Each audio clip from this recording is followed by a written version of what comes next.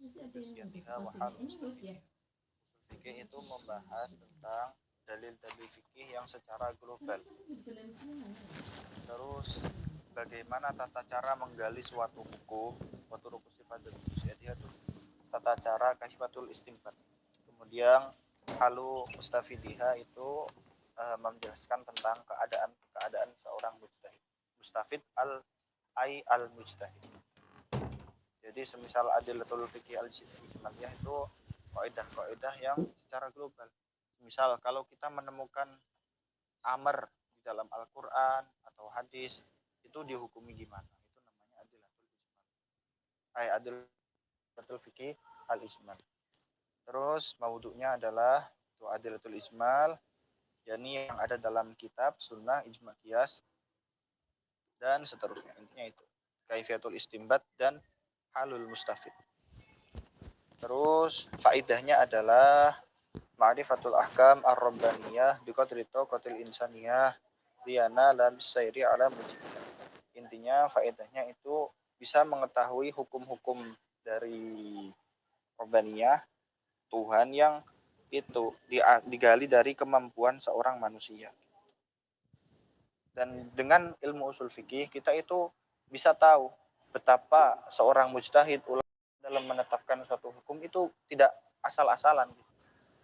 Jadi bisa diketahui lewat usul fikih.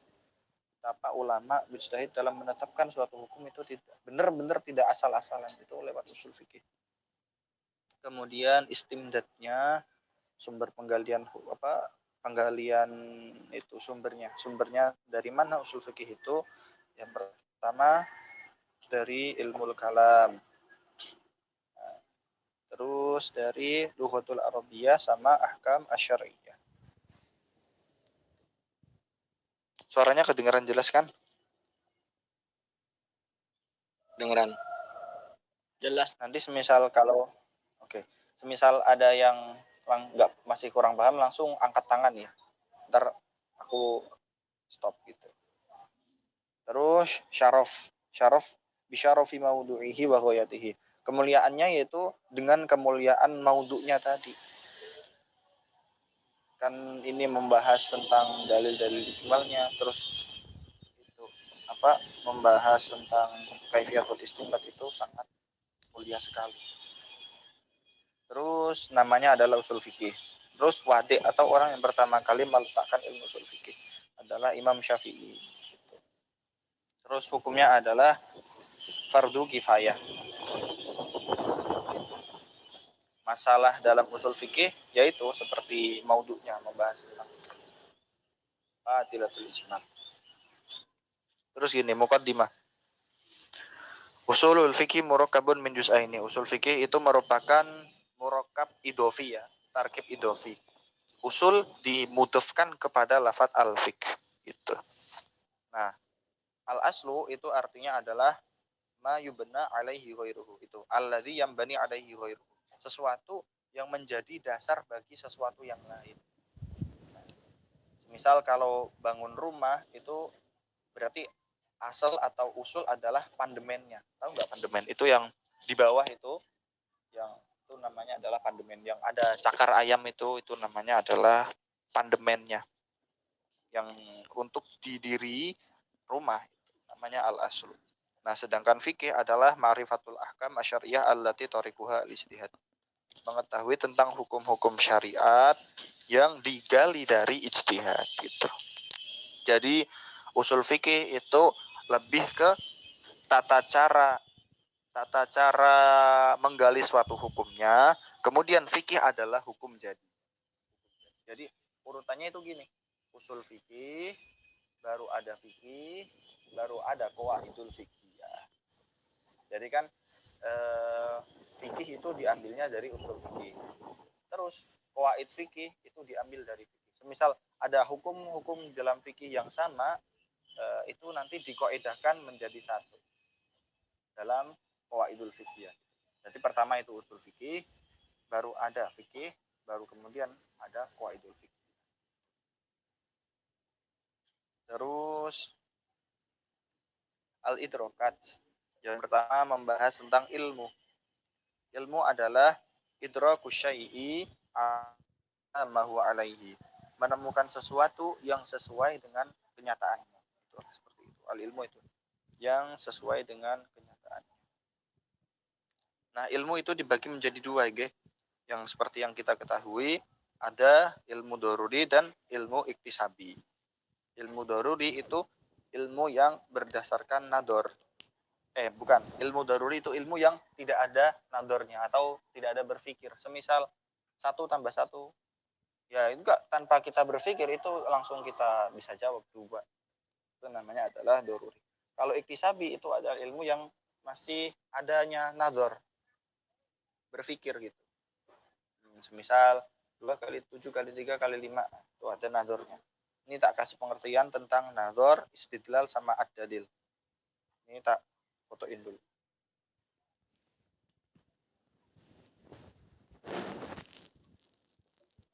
Tak kirim di grup yang besar ya.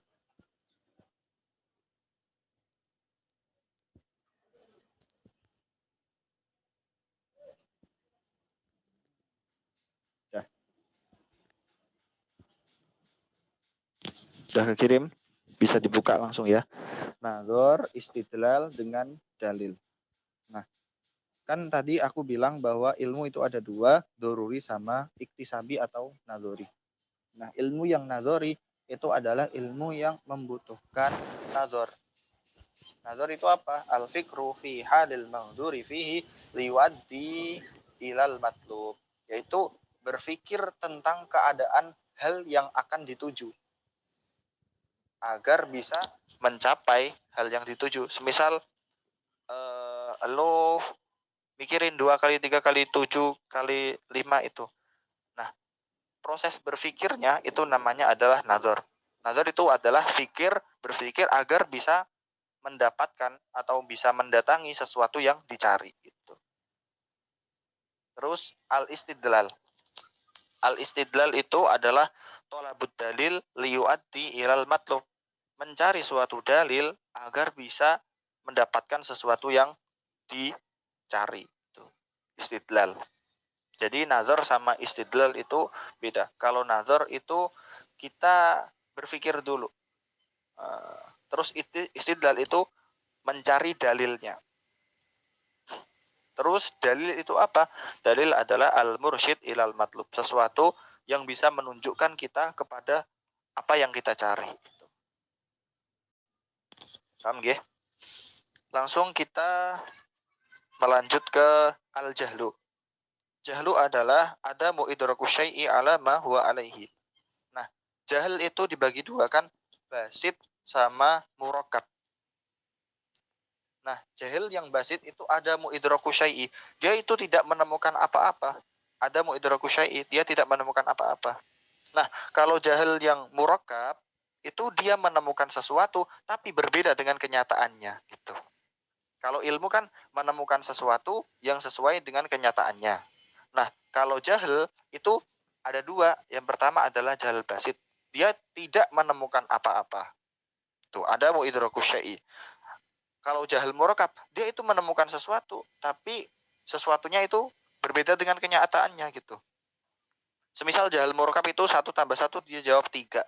Itu dia kan mengemukakan sesuatu yang salah. Tapi kalau jahil basit itu berarti 1 tambah 1 dia nggak jawab. Gitu. Dia jawabnya nggak tahu saya. Itu namanya jahil basit. Tapi kalau jahil murakkab itu udah jawab tapi jawabannya salah. Gitu.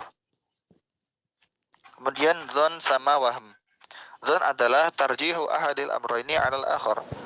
Wahm fal amru rajih wa dzon, al wahmu tarjihu ahadil amrayni 'alal akhar fal amrul marjuh wa al wahmu. Nah, dzon sama wahm ini adalah dua sesuatu yang tidak bisa terlepaskan. Kalau dzon adalah mentarjih atau mengunggulkan 2 perkara atas yang perkara lain. Nah, nama perkara yang diunggulkan itu adalah fal amru ar-rajih wa azan. Semisal kayak gini.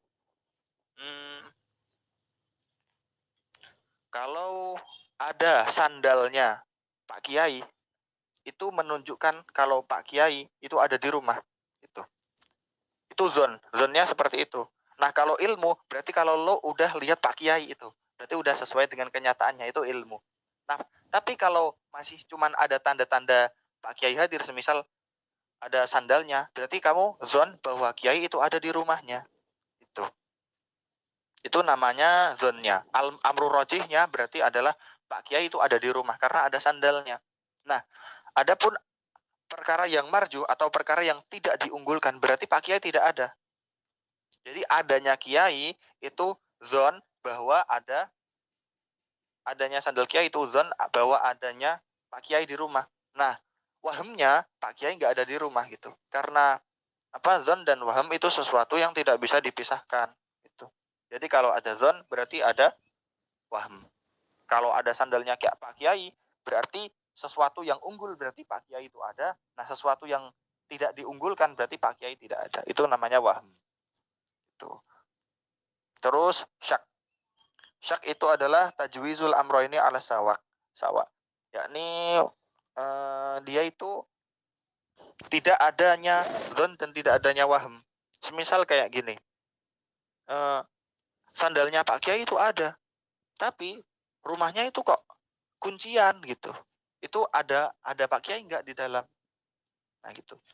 Karena ada suatu dua perkara yang itu saling bertolak belakang. Ada sandalnya Pak Kiai, tapi pintunya kuncian.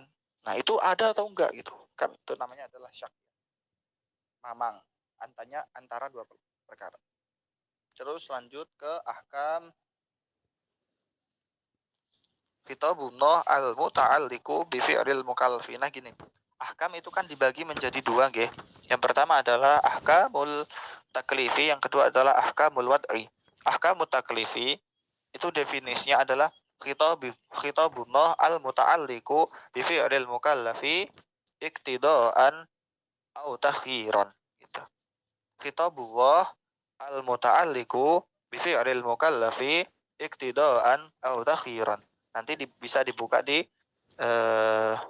kitab ta'rifatnya ada ya. Itu ada. Yakni khitabullah atau ketetapan Allah yang berkaitan dengan fi'lul mukallaf. Ingat ya, kalau ahkam kan ada dua, taklifi sama wad'i. Ahkam taklifi itu berkaitannya pasti dengan mukallaf gitu. Pasti dengan manusia.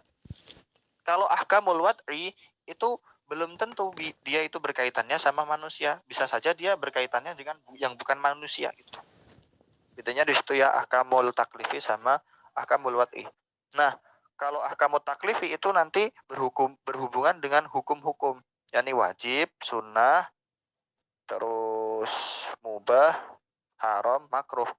Itu berhubungan dengan hukum-hukum itu. Itu adalah ahkamul taklifi. Itu kan pasti yang kena khitab. Yang kena khitab lah, sasaran itu kan cuman manusia atau orang-orang yang tertaklif. Karena manusia pun juga ada yang tidak ketaklif kan. Seperti bayi. Bayi itu kan gak tertaklif, dia gak kena kewajiban atau keharaman. Nah, kalau wajib, kalau ntar ditanya yang pertama kan ahkamut taklifi adalah wajib. Nanti kalau ditanya wajib itu kalau bisa itu jangan jawab ma yusabu ala fi'lihi wa yu'aqibu ala tarki, jangan gitu. Karena itu bukan ta'rif wajib. Ingat nggih, kalau ditanyain apa itu wajib, jangan dijawab bahwa wajib adalah sesuatu yang ketika dilakukan dapat pahala dan ketika ditinggalkan itu mendapatkan dosa. Karena itu bukan ta'rif haddi dari wajib. Nah, ta'rif haddi dari wajib itu apa? Yaitu khitabullah al-muta'alliqu bi fi'lil mukallafi iqtidaan jaziman.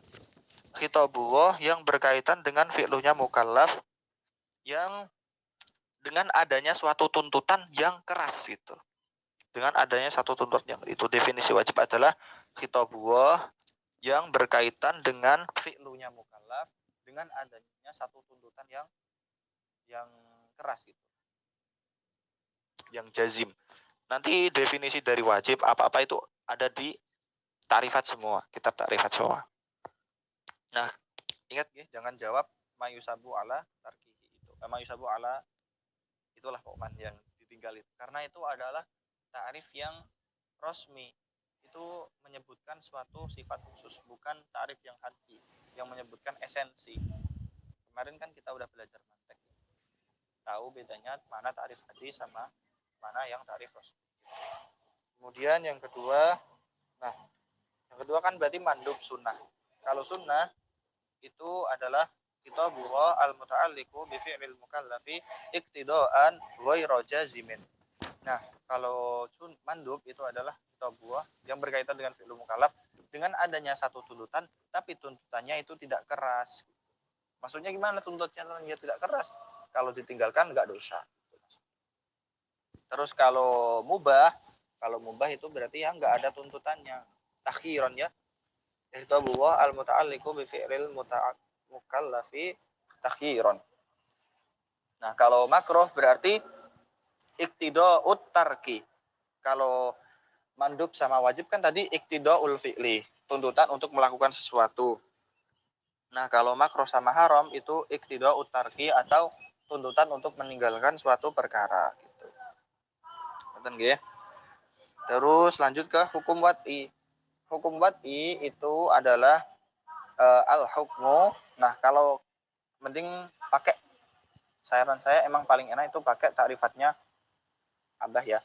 Karena di bahasa yang ada di sini itu sulit-sulit menurutku. Entah ambil pengertian dari mana.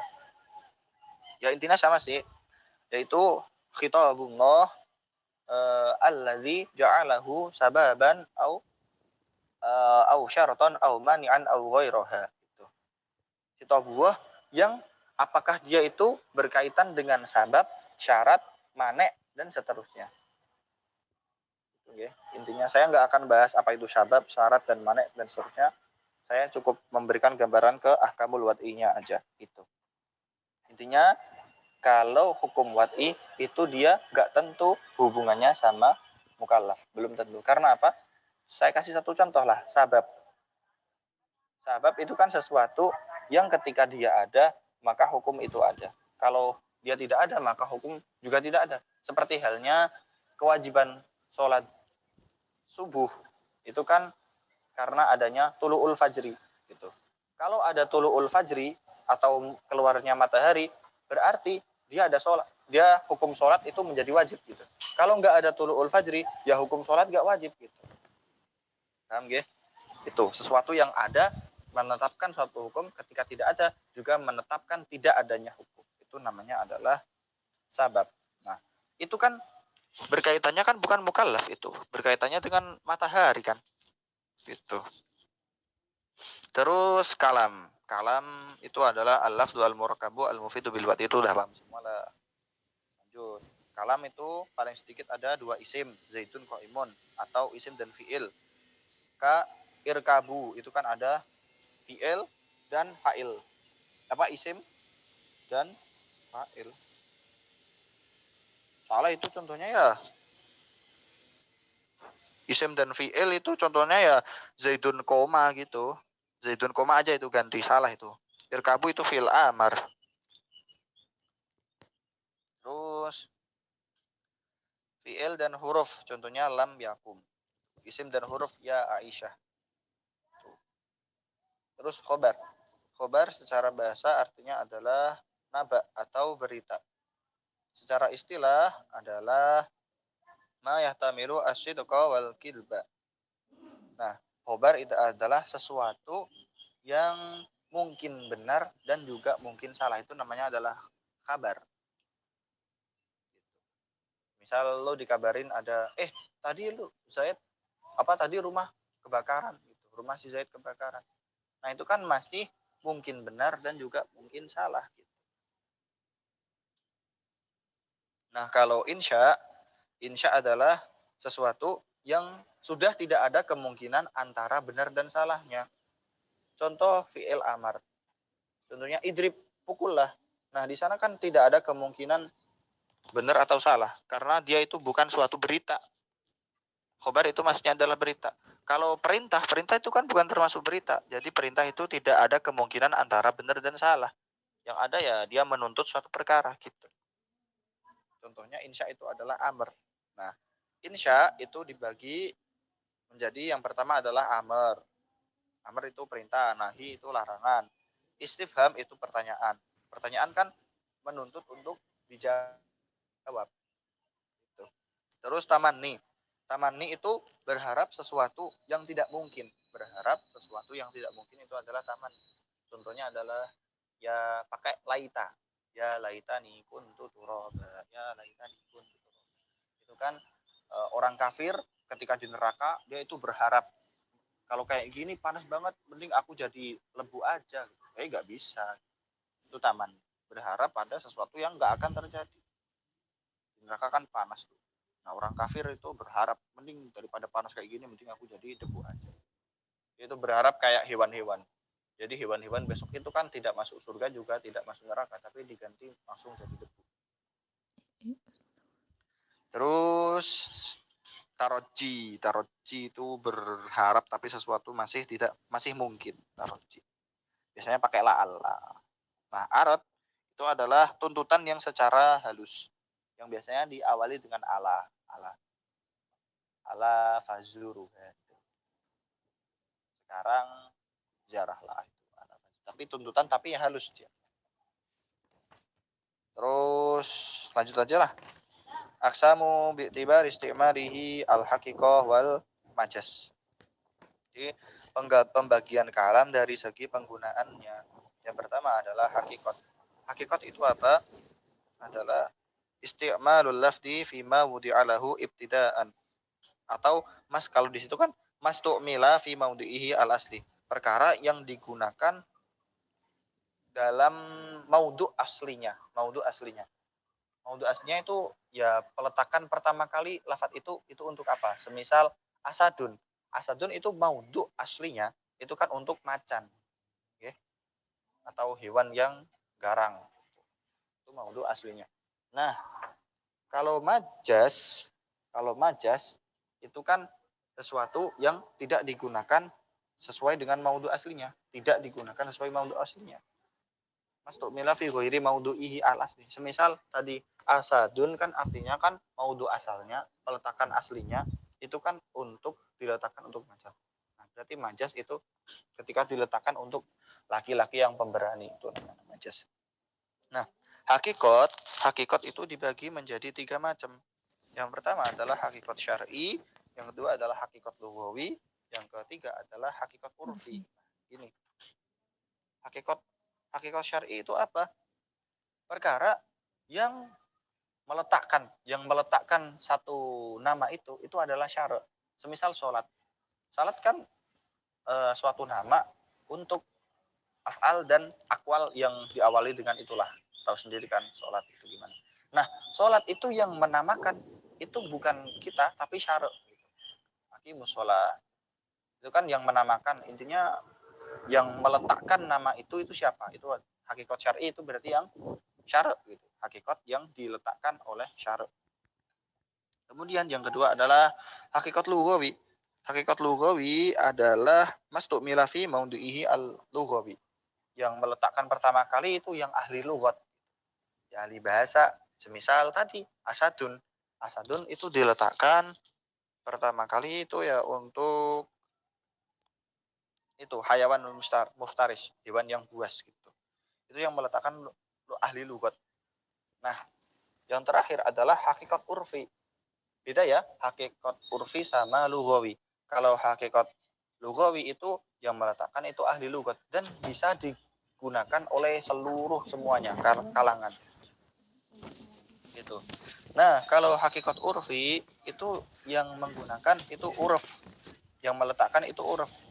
Semisal tak kasih contoh yang lebih enak daripada lafadz dabbah adalah fa'il.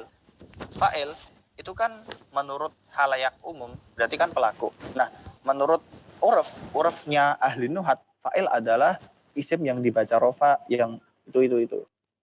Yang dibaca rofa yang jatuh setelah fi'il mabni maklum. Itu kan fa'il. Nah, itu yang meletakkan itu kan uruf itu. Suatu golongan yang ahli nahwu, bukan ahli lughat. Karena yang tahu istilah fa'il itu cuma uruf tertentu. Beda kalau lughawi itu bisa diketahui semuanya. Gitu. Terus kita lanjut ke pembahasan tentang majas. Nah, Majas adalah tadi sudah perkara yang digunakan di luar maudhu aslinya. Maudhu itu peletakan pertama kali ya, maksudnya ya. Contoh asadun kan peletakan pertama kalinya untuk macan, dinamai pertama kali maudhu itu. Itulah dinamakan untuk ini gitu. Itu namanya maudhu. Nah, mastukmila fi ghairi maudhu'i asli. Itu majas adalah perkara yang tidak digunakan sesuai dengan maudhu aslinya. Semisal asadun bimakna dengan menggunakan makna rojulun syuja'ah, laki-laki yang gagah pemberani gitu. Nah, majas itu dibagi menjadi 3. Nah, ini tak kasih sekalian pengertian majas nukson, ziyadah, sama majas nakal, sama majas isti'arah. Bentar, tak fotoin.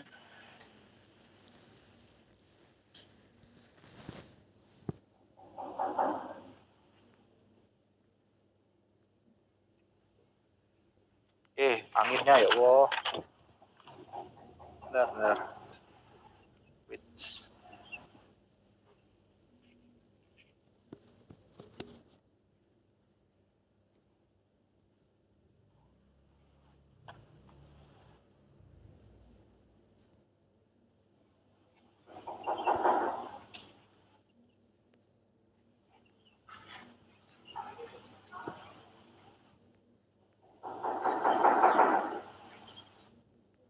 Bentar ya, tunggu bentar. Oke. Nah, itu. Definisi majas yang nukson, yang A adalah ma taghayyara i'rabuhu bihadfil lafdi. Sesuatu yang i'rabnya itu berubah dengan membuangnya suatu lafaz gitu. I'rabnya berubah gara-gara ada lafaz yang dibuang. Was'alil qaryata. Gitu. Was'al lil qaryata. Nah, intinya adanya suatu lafaz yang dibuang. Itu majas yang menggunakan pembuangan lafaz. Was'alil qaryata. Kan kita kan nggak mungkin was'alil qaryata kan tanyalah kepada qaryah desa. Masa desa ditanyain? Yang ada itu kan pasti ahli desanya, penduduk desanya.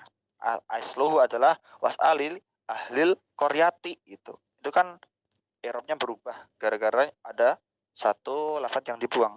Aslinya ahlal qaryati. Lafaz qaryati jadi qaryata. Nah, itu ada ahlu, soalnya nggak mungkin kalau kita tanya kepada desa, orang desa itu sesuatu benda yang mati kan gitu. Terus majas ziyadah adalah perkara yang i'rabnya itu berubah gara-gara adanya suatu tambahan lafaz. Seperti laisa kamislihi syai'un. Itu kan ada fokus pada lafaz kamislihi. Itu kebanyakan lafaz kafnya. Nah, itu kafnya itu ziyadah. Aslinya laisa mislihi syai'un. Kalau kita maknai apa adanya laisa kamitslihi syai'un, berarti nanti Allah itu ada yang menyamai gitu. Tapi kalau laisa mislahu syai'un, kan laisa mislahu syai'un berarti ya. Jadi khobarnya laisa. Itu kan berarti Allah itu tidak ada yang menyamai gitu. Terus majas nakal. Majas nakal adalah ma yang kuluhu ahlul urfi al-ammi min ma'nahu al-lughawi ila ma yata'arifuhu an-nas. Intinya yang dipindah oleh ahli uraf yang am dari makna lugawinya. Semisal lafaz ghaitun itu makna aslinya ghaitun adalah suatu tempat yang cekung yang digunakan untuk buang air besar. Terus makna itu dipindah yang awalnya tempat yang berlobang digunakan untuk kan tempat berlobang untuk itu buang air. Nah, langsung goet dipindah maknanya kepada itu kotorannya atau tinja tahu kan tinja. Nah, itu. Jadi yang maknanya tempat buang tinja dipindah menjadi tinjanya itu sendiri. Itu adalah naql, memindah makna yang awalnya itu maknanya adalah tempat, terus dipindah kepada makna itu tinjanya. Nah, gitu. Kalau isti'arah itu dia itu meminjam makna, bukan memindah ya. Beda loh antaranya naql sama isti'arah. Naql sama isti'arah beda. Tergantung kitabnya sih. Ada yang emang mengkategorikan jadi satu, ada yang membedakan. Kalau kita membedakan berarti kita ikuti ini aja lah. Naql itu berarti memindah maknanya. Yang awalnya maknanya itu adalah tempat menjadi kotorannya. Biasanya kalau naql itu kaitannya itu masih erat sekali. Misal tadi tempat buang air besar terus dipindah kepada buang tinjanya, air besarnya itu. Nah, kalau isti'arah itu lebih ke meminjam makna lain gitu. Contoh kayak asadun yang awalnya adalah macan menjadi orang yang pemberani. Itu adalah isti'arah, meminjam makna. Meminjam makna rajulun syuja'ah. Kalau di situ kan artinya kan jidaron yuridu ayyang qaddu. Tembok yang ingin runtuh. Tembok yang ingin runtuh. Fokusnya pada lafaz yuridu. Yuridu. Mana mungkin tembok itu memiliki keinginan gitu. Karena tembok kan hal mati. Makanya yuridu itu bimakna yaskutu. Atau gugur, ambruk. Ambruk. Maksudnya mereng. Mereng ingin ambruk gitu. Mereng. Mereng gak ya? Miring ingin runtuh gitu. Jadi karena nggak ada itu yang namanya jidar memiliki keinginan itu nggak mungkin. Terus amr bi'tibari haqiqatil madlul. Ini bisa dimengerti semuanya kan? Dari awal sampai sini ada yang pengen ditanyain dulu karena berasa ngomong sendiri dari tadi. Enggak, paham. Oke. Jelas. Yang lain? Oke. Nanti seperti tadi ya, kalau ada yang bingung langsung angkat tangan. Nanti aku akan jelasin ulang. Nah, kita bahas amr sekarang. Amr itu secara istilah adalah istid'aul fi'li bil qawli mimman huwa dunahu ala sabilil wujubi. Menuntut suatu pekerjaan dengan suatu ucapan ya dari orang yang di bawahnya ala sabilil wujub gitu. Intinya perintah lah gitu gampangannya dengan ucapan. Nah, di situ aku kan tadi ada nulis itu. Raf'ul pensyaratan dalam amr itu harus ada isti'la dan ulu. Ingat ya. Ada isti'la sama uluwun. Isti'la itu apa? Isti'la adalah raf'us sauti, mengangkat suaranya.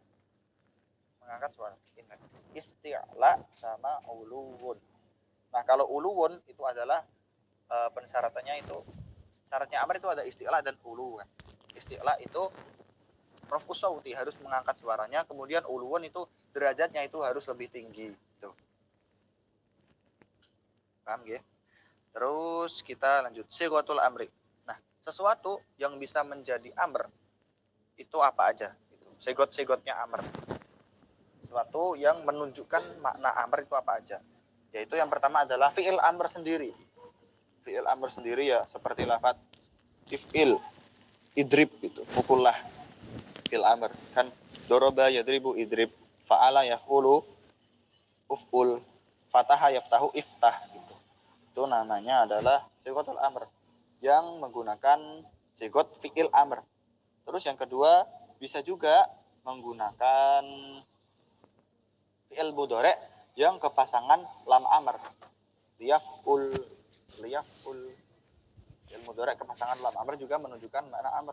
Terus kemudian ada juga isim fi'il amr. Isim fi'il amr. Isim fi'il amr itu ya lafadznya itu isim tapi maknanya itu fi'il gitu. Tapi yang fi'il amr. Contoh kayak jadi gini, ada kaidah dalam alfiyah itu cara membuat fi'il amr. Isim fi'il amr. Setiap fi'il dianutkan wazan fa'ali itu pasti langsung berubah menjadi isim fi'il amr. Contoh, nasoro artinya kan menolong. Kalau kita anut wazankan fa'ali menjadi kan nasori, itu artinya tolonglah, menjadi isim fi'il amr. Terus fataha artinya adalah membuka. Terus kita anutkan wazan fa'ali menjadi fatahi, artinya adalah bukalah. Enggak buka lagi, tapi bukalah. Jadi amr, itu isim fi'il amr. Salah satunya itu. Yang kiasi. Lanjut ke dalalatul amri tadullu 'alal ma'nal wujub. Setiap ada sigot amr itu pasti menunjukkan makna wujub. Nah, kenapa bisa seperti itu? Kenapa bisa seperti itu? Jadi ceritanya itu gini, istimbatul hukminya kenapa bisa menjadi amr itu wajib adalah ketika kan ada itu dalam Quran, qala ma mana'aka alla tasjuda iz amartuk. Kenapa kamu tidak bersujud ketika aku perintah kepada kamu, gitu kan? Kenapa kamu tidak bersujud ketika aku perintah kepada kamu? Nah, itu adalah menjadi ayat tersebut itu menjadi dalil bahwa setiap adanya makna perintah itu menunjukkan makna wajib gitu. Kenapa kok gitu? Andaikan kan gitu kan Allah kan ngomong dawuh kepada setan. Kan gitu. Kenapa kamu tidak bersujud ketika aku perintah? Andaikan perintah itu bisa dimaknai tidak wajib, pasti setan itu akan protes gini. Nah, kenapa aku harus ngelakuin orang perintah itu bisa aku nggak wajib kan gitu. Nah, ternyata di situ setan itu tidak protes gitu. Makanya kalau gara-gara setan itu tidak protes di sana, maka hakikatul amri tadullu alal makna wajib. Andaikan setan dulu itu protes, nah kenapa orang perintah itu nggak wajib kan gitu.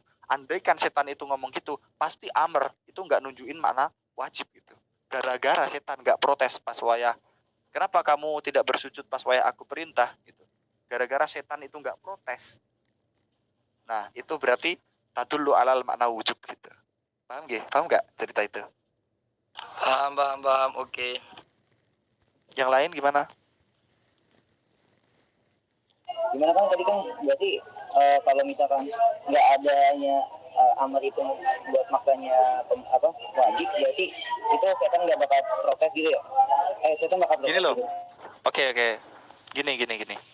Nah, pada saat setan itu diperintah untuk bersujud, kan dia nggak sujud tuh.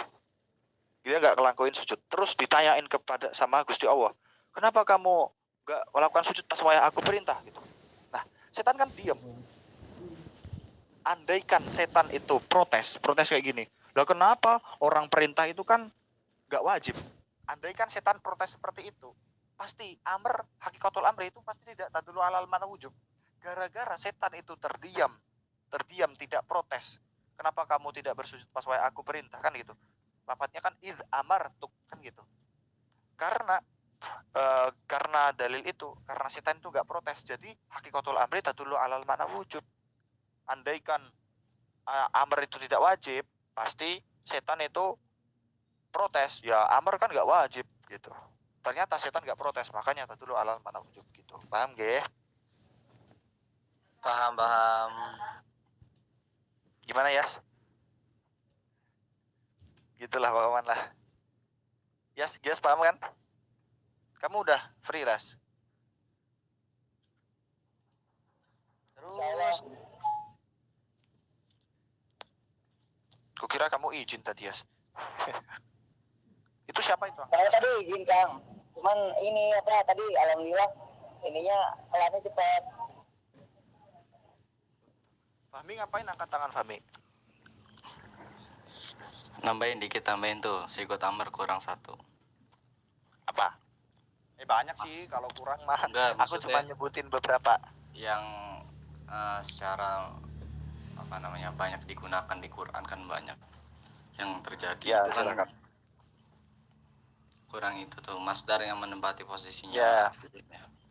Ya itu ada juga. Contohnya wabil walidaini ihsanan itu. Ya isana. Ahsin bil walidaini ihsanan.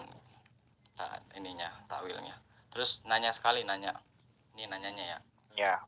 Oh. Jadi kan hakikatul amri kan tadullu ala manal wujub ya. Oke. Jadi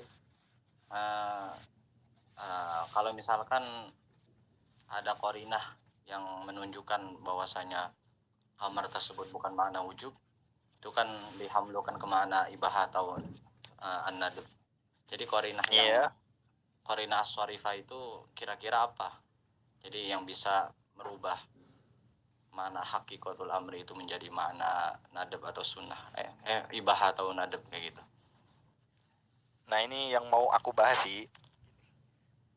Gini, tadi kan memang aku baru bahas hakikatul amri.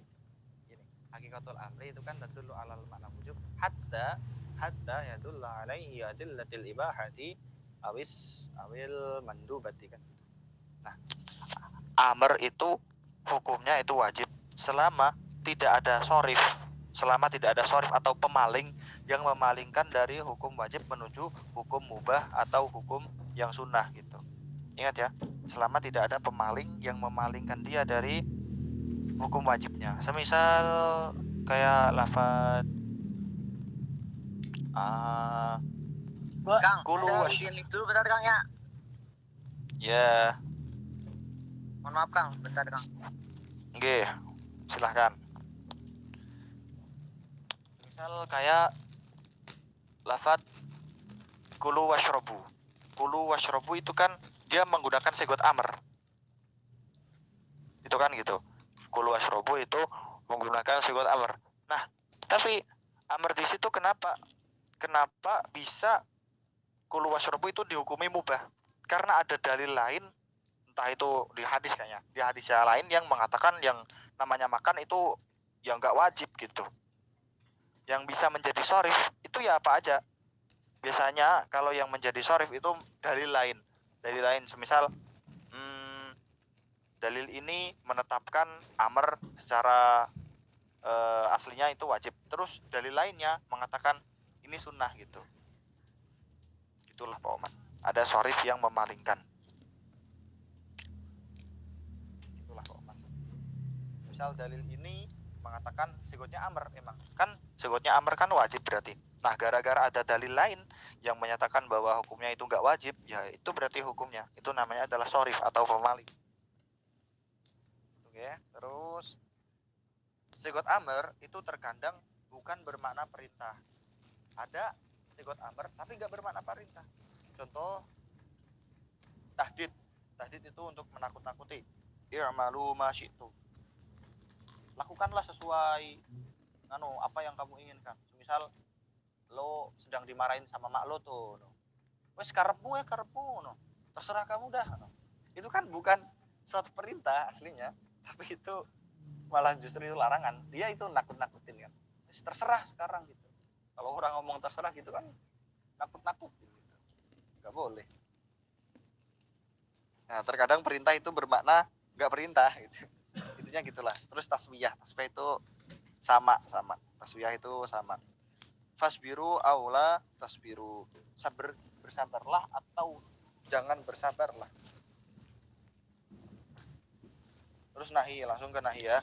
Nahi itu kebalikannya sama amr. Kalau amr kan istida'ul fi'li, kalau nahi berarti istida'ul tarki, menuntut untuk meninggalkan. Nah, hakikatun nahi itu tadullu alal ma'nal haram gitu. Sama, kalau wajib kan tadullu alal ma'na wajib sampai ada dalil yang memalingkan dia dari hukum wajib menuju sunnah atau mubah kan gitu. Terus kalau nahi itu ya juga gitu. Hakikatun nahi itu tadullu alal ma'nal haram hatta yadulla alaihi adillatil makruhi gitu. Sampai ada itu hukum yang memalingkan dia kepada hukum yang makruh. Intinya gitulah. Nah, sigot nahi itu biasanya la taful fi'il mudhari yang dipasang lam nahi, la nahi. Terus masuk ke pembahasan am. Masya Allah ya, baru nyampe segini udah jamnya segini. Bisa nggak ya? Itu nanti kita sampai sekitar jam 3:30 ya. Terus kita sholat, terus lanjut ke itu guru yang selanjutnya. Nggak apa-apa kan? Ini kalau semisal emang nggak cukup besok langsung kita lanjutin, selesaiin lah. Insya Allah.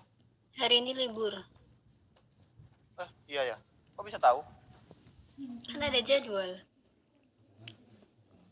Jadwal apa? Yang dari RM kan. Hari Senin Selasa libur, baru ada lagi Rabu. Kecuali kalau tiba-tiba Gus Afif minta hari ini atau Gus Anif. Oh gitu ya. Prancis. Oke. Kita selesaiin hari ini sekalian. Oke, langsung selesai nih. Prancis malam Jawab. kan? Ya. Nggak tahu dah. Nanti kita kabur Das. kemana lagi malam ini? Dasar. Mi, siap kabur Mi.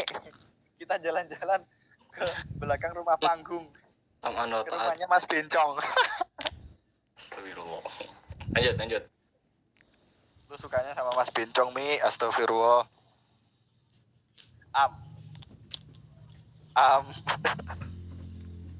Monggo Mas. Itu adalah Khusus lanjut. ma'amma syai'ani faso'idan min ghairi hasrin. Perkara yang nyumrambah. Nyumrambah itu apa sih? Bahasa Indonesianya bingung aku. Nyumrambah itu apa? Amma itu artinya itu nyumrambah kalau bahasa Jawa. Kalau bahasa Indonesia apa sih? Ya umum. Makna apa ya? Makna umum. Menyeluruh. Ah, menyeluruh ya benar. Oke. Op.